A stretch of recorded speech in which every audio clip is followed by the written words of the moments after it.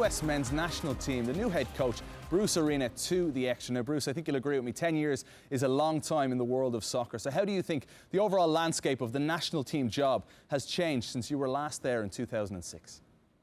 Well, it certainly has changed. There's high expectations, and there's been change in managers for sure. I think the supporter base in the United States has grown, and certainly social media and shows like yours scrutinize the national team all the time. So it's a positive, and the U.S. has slipped a little bit in CONCACAF. So CONCACAF is much more competitive now than it was 10 years ago, and my job is to make our team more competitive and once again be the top team in CONCACAF.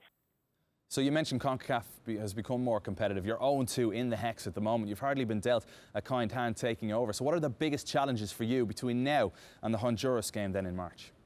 Well, clearly, I have to get our domestic players organized. We'll have a camp in January and 2 friendlies, and then I will be traveling to Europe this week to talk to some of our players in Europe and get them on the same page with us. And then real quickly, in March, between our players abroad and our domestic players, we've got to get them together, organize, and be a team on March 24th when we open up at home against Honduras.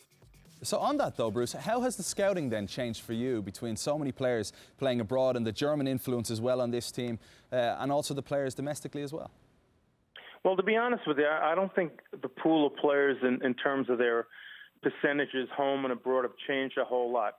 In my view, we have approximately 20 players in our pool abroad and probably 50 players in our domestic pool. And that's about what it was when I coached. But the quality in MLS, I think, is better. We have better depth. I think we have some very good players abroad as well. So I'm optimistic about this pool of players, and it's my job to look at their strengths and weaknesses and certainly balance that out and collectively place together a group of players on the field that can play together and can win games.